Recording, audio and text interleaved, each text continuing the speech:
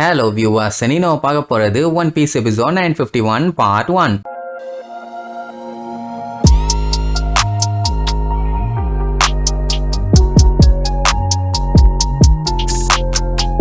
போன பாட்டுல உடோன்ல கண்ணீர்ல கதற கதற பதற பதற ஒரு வழியா அங்க இருக்க கைதிங்க எல்லாத்தையுமே நம்ம வழிக்கு கொண்டு வந்துட்டாங்க. எல்லாம் மொமனசுகேவோட ஸ்பீச்சால அப்படியே கட் பண்ணா காட்டுக்குள்ள நம்ம ஜோரோவும் கொமரசுகியும் அடிச்சு புரண்டு ஓடிட்டு இருக்காங்க. என்னடான்னு பார்த்தா இவங்களை விரட்டிக்கிட்டு ஏகப்பட்ட நிஞ்சாஸ் பின்னாடி வந்துகிட்டே இருக்கானுங்க. அவனுங்க வேற யாரும் இல்ல, இந்த ஃபுக்குரோ குச்சி இருக்கான்ல அவனுங்களோட ஆளுங்க தான்.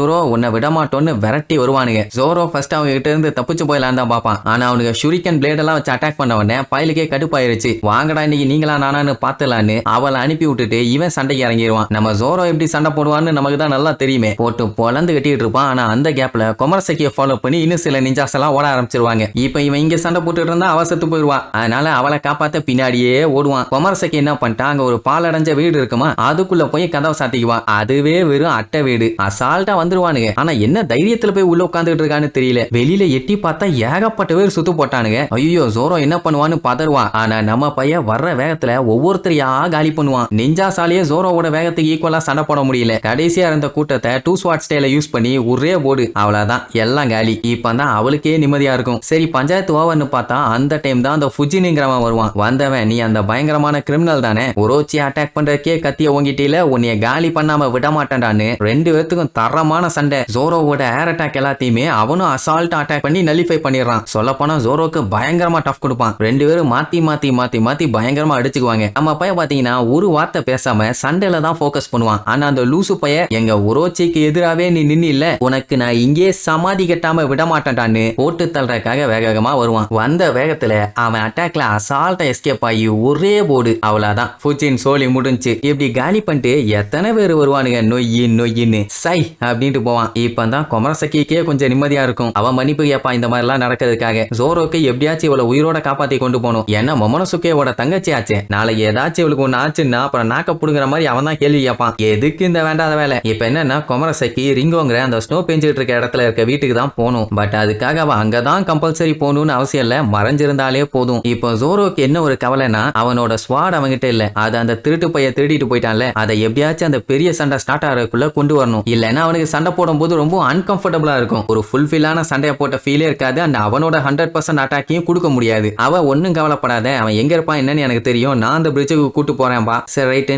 அப்படியே பின்னாடி சாய்வான். என்ன சண்டை போட்டால செம டயர்டு. என்ன இவன் பார்த்த வேலையில அந்த உரோச்சி மட்டும் பயங்கர கடுப்புல இருப்பான்னு வைங்க. ஆவுன்னா எல்லாத்தையும் விரட்டி விரட்டி கொண்டுட்டு இருக்கான். என்ன ஆக போறானோ தெரியல. இப்ப கொமரசுகிக்கு டோக்கோவை நினைச்சாதான் கவலை. ஏன்னா அவங்க அப்பாவை அவ கண்ணு முன்னாடியே சுட்டு கொண்டிருக்காங்க. இந்த மாதிரி டைம்ல எல்லாம் அவ ரொம்பவும் கவலையில இருப்பான். கூட யாராச்சும் இருந்து ஆறுதல் சொன்னா பரவாயில்ல, ஆனா இவளால அவ கூட இருக்க முடியலையே. ஜோரோ நீ ஒன்னும் கவலைப்படாத, என் குரூ கூட இருக்கிற வரைக்கும் பிசிக்கலா அவளுக்கு ஒரு பஞ்சாயத்தும் வராதுன்னு மட்டும் நான் அடிச்சு சொல்லுவேன்பா. அந்த டைம் அந்த உரோச்சியை நினைக்கும் போது நம்ம பயலுக்கு செம்மையா கடுப்பாவும். டொனயாசுவை கொன்னதுக்காக அவனை நான் பழி வாங்காம விட மாட்டேன்னு வெறியோட சொல்லுவான். அந்த டைம் கொமரசக்கியும் பழைய விஷயத்தெல்லாம் யோசிச்சு பார்ப்பான். 20 வருஷத்துக்கு முன்னாடி அவங்க ஓடன் கேஸ்ல எரிச்சது, அவங்க அப்பாவை கொன்னது, கடைசியில அவங்க அம்மாவை இறந்துட்டாங்க. அவனோட சுயநலத்தால இப்ப நாட்டு மக்கள்லாம் நாரிட்டாங்களே, அதனால அவனை ஏன் கையால கொல்லணும் போல இருக்குதுன்னு கதறி கதறி அழுவான். அவளுக்கு அவளோட ஃபீலிங்கு. சரி இப்போதைக்கு அவன் ஜோரோ கூட இருக்கிற வரைக்கும் சேஃப்டியா இருப்பான்னு வைங்க. அப்படியே கட் பண்ணா அந்த உரோச்சி ஃபுக்குரோ குச்சியை போட்டு வெள்ளுன்னு வெளுத்து வாங்கிட்டு இருக்கான். ஐ மீன் பச்சை பச்சையா கேட்டுட்டு இருக்கான். ஏன்னா ஜோரோவை தப்பிக்க விட்டுட்டாங்கல்ல. சோ இப்ப அந்த கிறுக்கு பிடிச்ச உரோச்சி மண்டேனை எப்படியாச்சும் சமாதானப்படுத்தி ஆகணும். அதனால இன்னொரு விஷயத்த சொல்லி சமாதானப்படுத்துவான். வேற ஒண்ணும் இல்ல,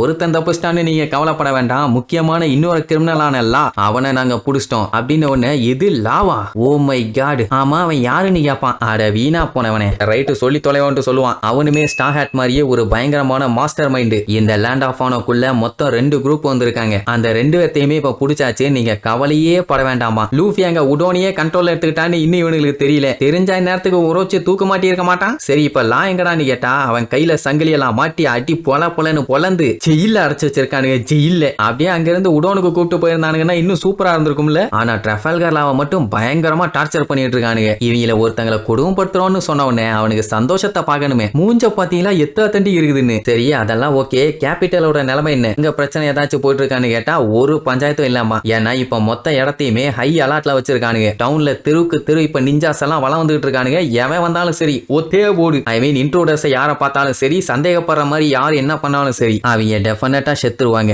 ஐ மீன் இன்ட்ரூடர்ஸ் செத்துருவாங்க. இதுக்கப்புறம் எவனும் அப்படி இப்படின்னு சொல்லி குடி பிடிச்சிட்டு வரலாம் முடியாது. எவன் வந்தாலும் சங்கு கன்ஃபார்ம் உடனே சந்தோஷம் தாங்க முடியல. மூஞ்ச பாத்தீங்களா எப்படி இருக்குதுன்னு. அவனுக்கு அதோட விட்டா பரவாயில்லையே. இந்த நோட்டீஸ் போர்டுன்னு ஒண்ணு போடுவாங்களே, அந்த இடத்துல நம்ம லூஃபியோட குரூப், லாவோட குரூப், அப்புறம் இந்த லேண்ட் ஆஃப் ஆனோல நம்ம ஆளுகளுக்கு சப்போர்ட் பண்றவங்க அவங்க இவங்கன்னு எல்லாரோட போட்டோவையும் ஒட்டி வச்சு நல்லா இவங்க மூஞ்ச பாத்துங்க. அவங்க யாராச்சும் எங்கேயாச்சும் மறைஞ்சிருந்தாலோ ஒளிஞ்சிருந்தாலோ இல்ல நீங்க ஒளிச்சு வச்சிருந்தாலோ யாராச்சும் மிஸ் ஆனீங்க டஸ் ஆயிரும். ஏன்னா இது ஒரோச்சியோட உத்தரவு. எனிமிக்கு ஹெல்ப் பண்றீங்கன்னு தெரிஞ்சதுன்னா உங்கள் தலைகள் கொய்யப்படுங்கிற மாதிரி சொல்லிடுவான். சஞ்சய் பார்த்துட்டு இதுக்கப்புறம் நம்ம ஃப்ளவர் கேபிட்டல்ல இருக்க முடியாது, இங்க இருந்து வேற எங்கேயாச்சும் போயிடலாமா, அங்கதான பஞ்சாயத்து. இந்த மாதிரி ஒரு போஸ்டர் ஒட்டிட்டாங்கன்னா அது இந்த ஃப்ளவர் கேபிட்டல்ல மட்டும் இருக்காது, ஆல் ஓவர் த கண்ட்ரிலயும் இருக்குமாமா. எங்க போனாலும் சரி ஒரோச்சியோட ஆளுங்க எல்லாம் விரட்டி விரட்டி அட்டாக் பண்ணுவானுங்க. மத்த பிரச்சனைனா இந்த அளவுக்கு சீரியஸா இருக்க மாட்டாங்க. ஒரோச்சிக்கு ஒரு பஞ்சாயத்துனா மட்டும்தான் இப்படி காட்டு தீ மாதிரி பரவும். இப்போதைக்கு இவங்க இருக்க நிலைமைக்கு கேபிட்டல் மட்டும் டேஞ்சரான ஏரியா இல்ல, எந்த பக்கம் திரும்பினாலும் ஆப்புதான். பேசாம இவங்க உடோனுக்கு போனா நல்லது. நம்ம சஞ்சி எல்லாம் கேஷுவலா இருப்பான். ஏன்னா நம்ம ஆளுங்க என்னைக்கு சட்ட திட்டத்தெல்லாம் ஃபாலோ பண்ணிருக்காங்க,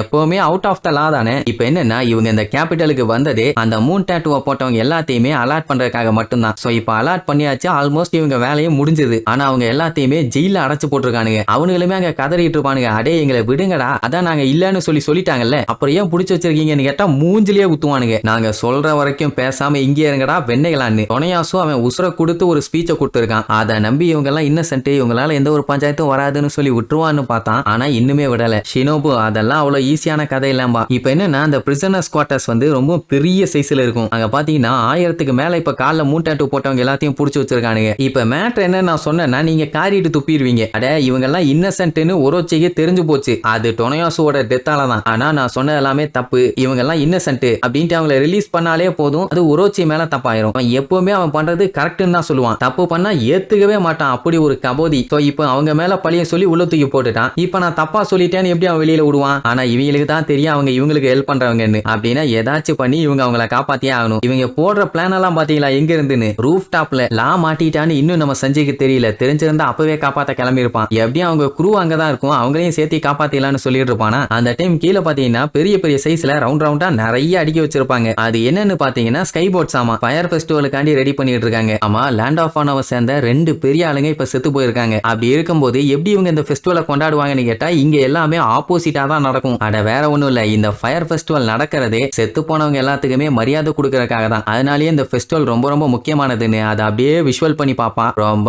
ரொம்ப அழகா இருக்கும். அப்படியே கட் பண்ணி நம்ம லூஃபியை காட்டுறாங்க. பயனால முடியல, இன்னுமே ஆன்டிபாடிஸ் அவன் ரெடி பண்ணலாம் போலயே. லூஃபி நிக்க முடியாம அப்படியே மயக்கம் போட்டு பொத்துன்னு விழுவான். சோ இப்போ லூஃபி லா இவங்க ரெண்டுத்தையும் எப்படி காப்பாத்தினாங்கன்னு அடுத்தடுத்த எபிசோட்ல பார்க்கலாம். டாடா.